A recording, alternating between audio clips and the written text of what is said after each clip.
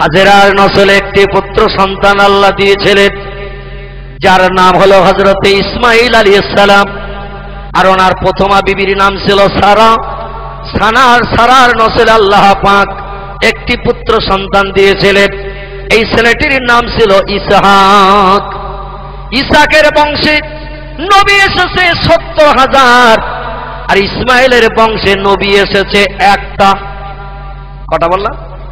ইসমাইলের বংশে নবী এসেছে একটা, আর হযরত ইসহাকের বংশে নবী এসেছে ৭০,০০০।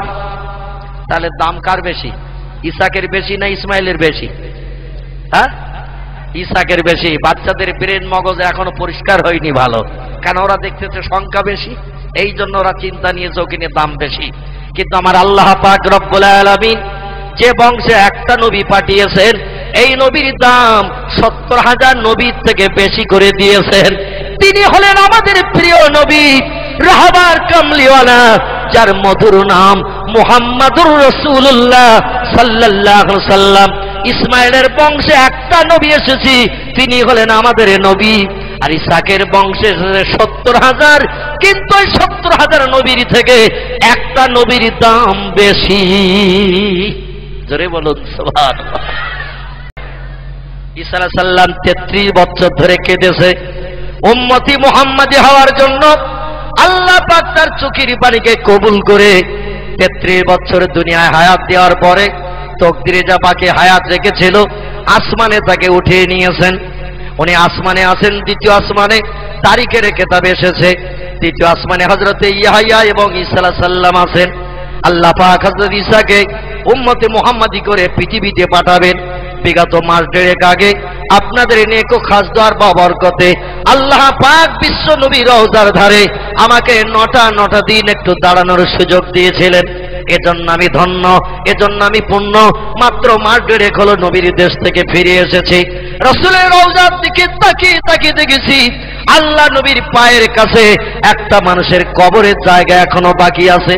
এখানে কারো ভাগ্যে জটেনি কবর হওয়া, কারো নসিবে জুটেনি কবরস্থ হওয়া, কারণ রাসূল পৃথিবী থেকে বিদায়ের আগে উম্মতি মুহাম্মাদি নবীর সাহাবীদের বলে গেছেন, ওগো আমার এই পায়ের কাছে যে কবরের জায়গাটা বাকি থাকবে, এই জায়গাটায় কাউকে যেন কবর দেবে না, আমার পায়ের পাশে কবরস্থ হবে। বনি ইসরাইল কওমের শেষ নবী আমার উম্মতে পৃথিবীতে আসবেন, যিনি নাম হলো তার ঈসা রূহুল্লাহ। তার মর্যাদা আল্লাহ তো বেশি করে দিয়েছেন যে আমার কবরের পাশে তার কবর হওয়ার সুযোগ হবে। জোরে বলুন সুবহানাল্লাহ। তাদের তকদির ভালো, যাদের মরণ হয় মদিনার দেশে নবীর রওজার আশেপাশে, এদের কবরটা হয় জান্নাতুল বাকির ভিতরে। আর ওখানে যাদের কবর হবে কিয়ামত পর্যন্ত তাদের কবরে কোনো আযাব হবে না। সৌভাগ্য তাদের ভালো যারা ওই কবরস্থানে ঘুমাতে পারে। ইয়া রাসূলুল্লাহ, আপনার হাতে গড়া সাহাবীরা এই কবরস্থানে যুদ্ধ করতে যে শহীদ হওয়ার পরে কবরস্থ হয়েছে। হাদিস শরীফে এসেছে জান্নাতুল বাকিতে আমার নবীর হাতে গড়া ১০,০০০ সাহাবীর কবর আছে। জোরে বলুন সুবহানাল্লাহ। আর একটু জোরে বলা যাবে না সুবহানাল্লাহ? প্রত্যেকটি নবীর সাহাবী হলো জান্নাতি।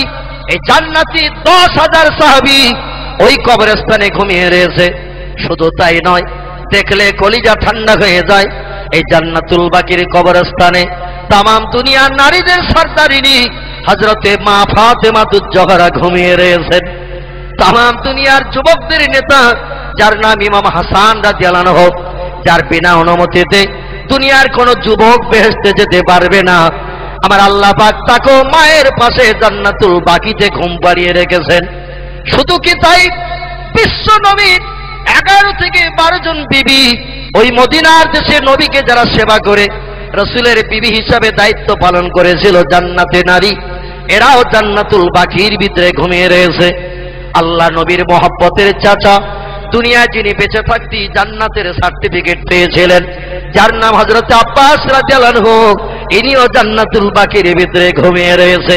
শুধু কি তাই, বিশ্ব নবীর 2 কন্যার স্বামী জিন্নুরাইন, যার নাম হযরত ওসমান গনি রাদিয়াল্লাহু আনহু, দুনিয়ায় বেঁচে থাকতে ইনিও বেহেশতের সুসংবাদ পেয়েছিলেন। 12টি বছর মদিনার দেশে জনগণের রাষ্ট্রনেতা হয়ে রাজত্ব পরিচালনা করে সুনাম অর্জন করেছিলেন। আল্লাহ পাক তাকেও জান্নাতুল বাকিতে ঘুম পাড়িয়ে রেখেছেন। শুধু কি তাই, ওই জান্নাতুল বাকি কত পবিত্র কবরস্থান, এখানে ঘুমিয়ে রয়েছেন আমার রাসূলের মহব্বতের একজন সাহাবী, বিশ্ববিখ্যাত মুহাদ্দিস, যার নাম আবু সাঈদ খুদরি রাদিয়াল্লাহু আনহু। হাজার হাজার হাদিস যিনি বর্ণনা করে বিশ্ব মুসলিমকে মানুষ বানানোর চিন্তা নিয়েছিলেন, এই লোকটিও জান্নাতুল বাকিতে ঘুমিয়ে রয়েছে। শুধু কি তাই, আমার নবীকে বাল্যকালীন 6 বছর কাল তায়েফের দেশে সন্তান মনে করে লালন পালন করে মানুষ করেছিলেন যিনি, আমার আল্লাহ পাক তাকেও ঘুম পাড়িয়ে রেখেছেন ওই জান্নাতুল বাকির কবরস্থানে। তিনি হলেন তায়েফের দেশের অধিবাসিনী হযরতে মা হালিমাতুস সাদিয়া। জান্নাতি মানুষ কি আমার আল্লাহ তায়েফের দেশে ঘুম পাড়িয়ে রেখেছেন। এই হালিমা পরবর্তীতে আমার নবীর কাছ থেকে কলেমা পড়ি মুসলমান হয়ে গিয়েছিলেন। জোরে বলুন সুবহানাল্লাহ। শুধু তাই নয়, এক এক করে নাম বলতে গেলে অনেক লম্বা হবে বক্তৃতা। ওই জান্নাতুল বাকির কবরস্থানে ঘুমিয়ে আছেন তিনি, দুনিয়ায় বেঁচে থাকতে যিনি 100 বার আমার আল্লাহকে তার চামড়ার চোখে দেখেছিলেন। একটু জোরে বলা যাবে কি সুবহানাল্লাহ? আর একটু জোরে বলা যাবে না সুবহানাল্লাহ?